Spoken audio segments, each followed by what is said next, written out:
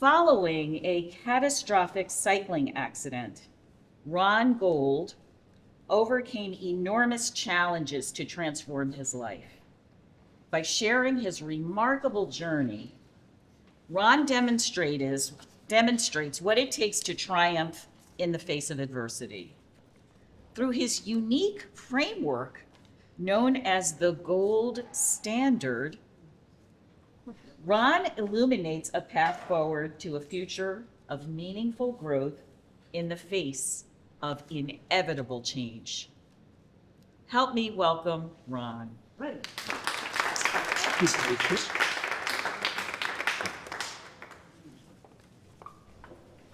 Are we doing slides? Okay. I was wondering why you didn't have it. You can do it. Well, that answers that question. Get a vantage point.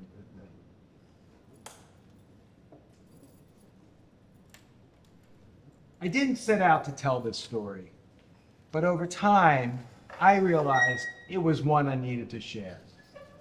Sometimes, the most powerful thing we can share is what broke us and how we came back. It reminds others of what is worth fighting for. In a world where spit often wins and the truth is up for grabs, we're constantly asked to believe things that just aren't real. That's why critical reasoning, it matters more than ever. Because when adversity shows up, and it always does, it isn't our titles or our CVs that'll carry the day. It's our ability to stay grounded, think clearly, and hold on to our beliefs. These days, that's more than a mindset, it's a superpower. My story begins on a beautiful Saturday in 2011. Blue skies, bright sun, unseasonably warm for late November. My buddies and I are cycling from our home to New Jersey to Lower New York State, 50 miles round trip. I've kept myself in great shape. Yoga, running, skiing, even hacking around the golf course. On a bike, I felt free, fast, alive. We're almost home, just a few miles to go, and I'm in a good place. I've built a rewarding career, my body is strong, and I'm looking forward to getting back to my wife, Betsy, and my 3 teenage daughters. Up ahead, an SUV is approaching. It starts drifting. A drowsy driver, the police report would say. All of a sudden, I look up, and I see the SUV barreling at us. I'm thinking, it's going to swerve back to its lane, right? But it doesn't swerve. It keeps coming. Hold your head up, I think to myself. Protect your head. And that's the last thing I remember. In the ER, my femur was sticking out of my thigh and my spine was crushed. In those first days, my spleen was removed, I flatlined twice, and I almost bled out. No one thought I'd survive. In case you're wondering, I didn't. I hung in there, and I woke weeks later from a coma, only to learn I was paralyzed. My body was broken, my career was gone. I didn't just lose mobility, I lost the future I believed in. A long time ago, the global economy prospered under something called the gold standard. It was a system that paid currency to the price of gold. Times were good under the gold standard. But as economies evolved, it couldn't keep up, and it was phased out. It was a relic, and no longer served a useful purpose. For much of my life, I believed in my own gold standard. After all, my name is Gold. Mine was shaped by a hard-earned Wall Street career, a relentless drive as an athlete, and a provider for my family. My life felt steady, solid, unshakable.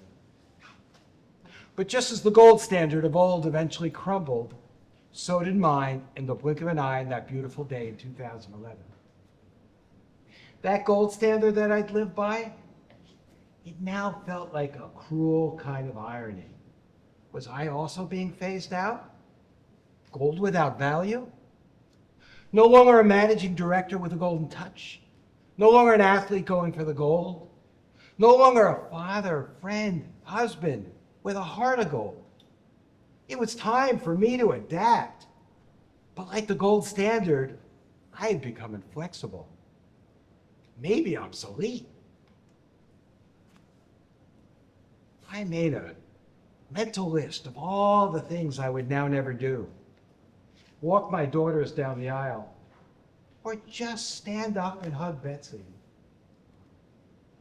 While I was in that coma, she was making life and death decisions on my behalf. She was my advocate, my conduit, my champion, and she was still caring for her girls at home. Still, I didn't appreciate that the accident didn't just happen to me.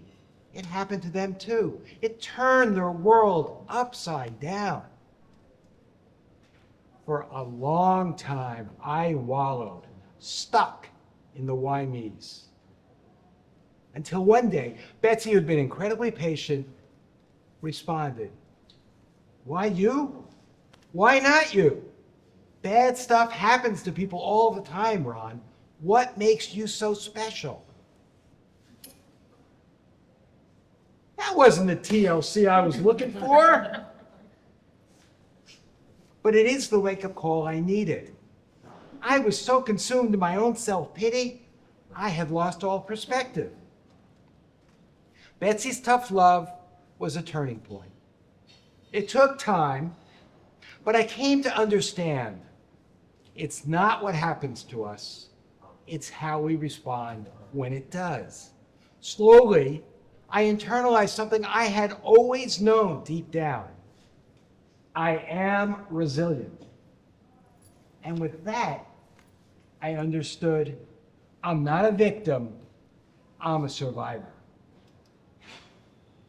I could see I needed a new foundation. My old gold standard, career, money, physical strength, it was gone. And it wasn't coming back.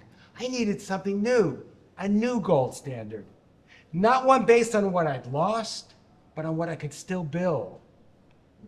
It pushed me to reimagine my world, to find solutions by embracing change, even the kind that rocks your world. I had to let go of all that was lost and reach for what was still within me. I learned to drive with hand controls and take my chair apart each time I got in the car. I learned to live in a body that no longer cooperated, but could still adapt. Being open helped me rebuild, not just in body, but in mindset. I had a picture, a world I hadn't planned, for a future that didn't yet exist. Before my accident, my focus was on career, athletic achievement, and family. Sure, I had lofty goals and work ethic, but I never pondered a deeper purpose. After everything changed, accepting my new reality and the humility it demanded opened the door to something more. Today, my purpose is in our home care company, Lean On We. It's about speaking, writing, and mentoring the newly injured. And it's about once again being the father and husband my family needs me to be. What about you? What gives your life meaning and moves you forward? At its core, purpose is about contributing something bigger than ourselves. It clarifies what matters, and it gives our perseverance meaning. My purpose, it's no longer in a bank building in Manhattan. It's here in this room, sharing my story. It's no longer about closing deals.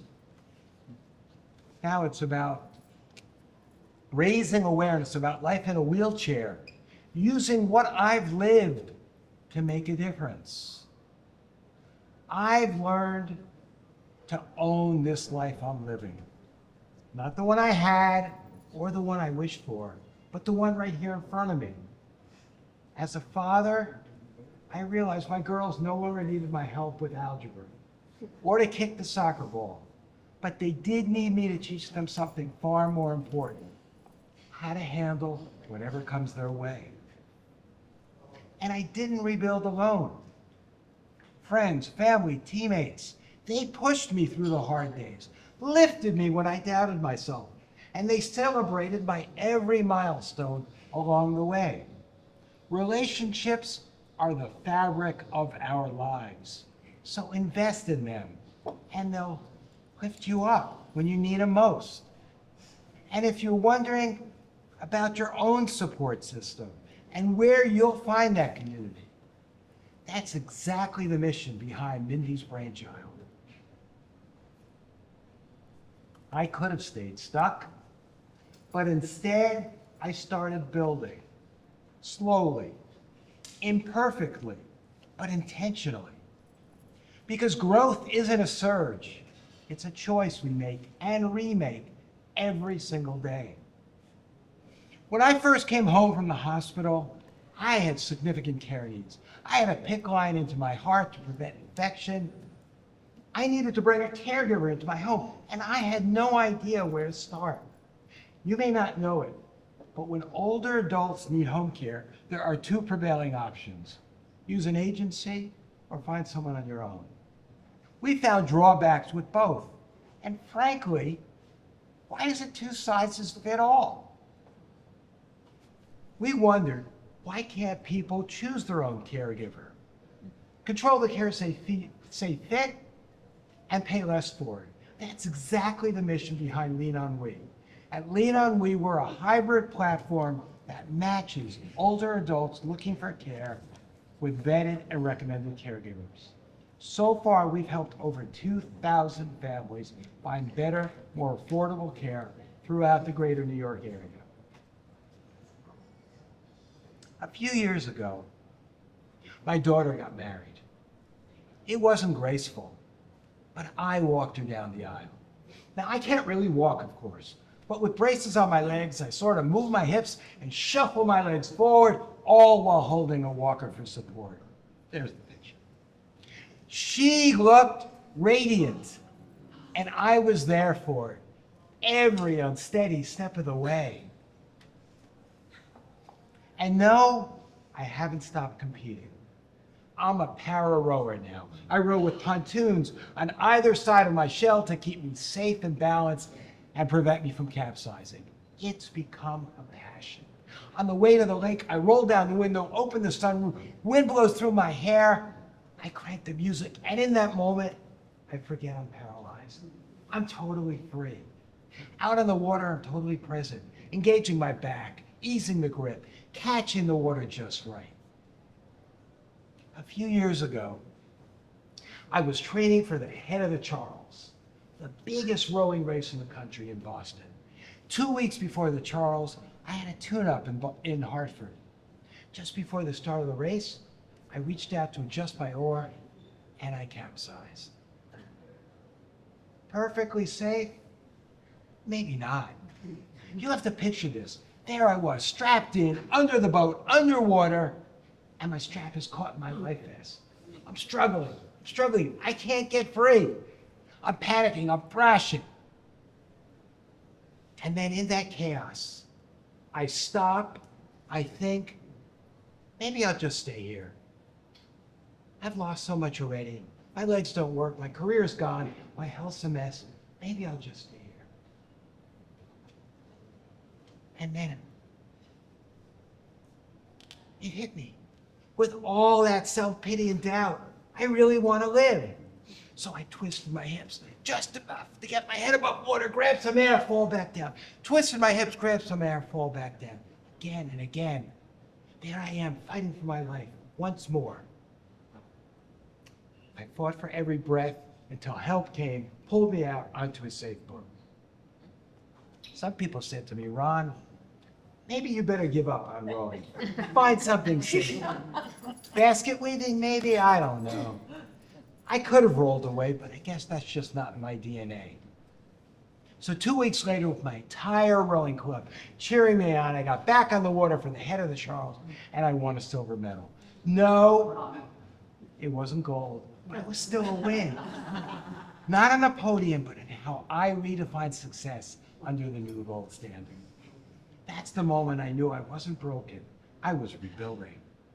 After everything changed, I've learned some deep lessons, discovered unexpected opportunities, and found meaning in turning adversity into something positive. But you don't need a life-changing injury to find grit or impact the world, because we all face adversity. Whatever yours may be, know this: there are always new paths in front of you. I've lived it, and I'm still living it. What I've learned and what I know is that resilience is within all of us. Real change is possible. My journey has taught me and keeps teaching me that every single one of us has the power to make a difference. Not in grand, sweeping gestures, but in small, incremental, positive actions that ripple outward, touching lives in ways we may never fully see. Adversity will come for all of us. When it does, what choice will we make? To let go or to fight? I chose to fight, so why not you?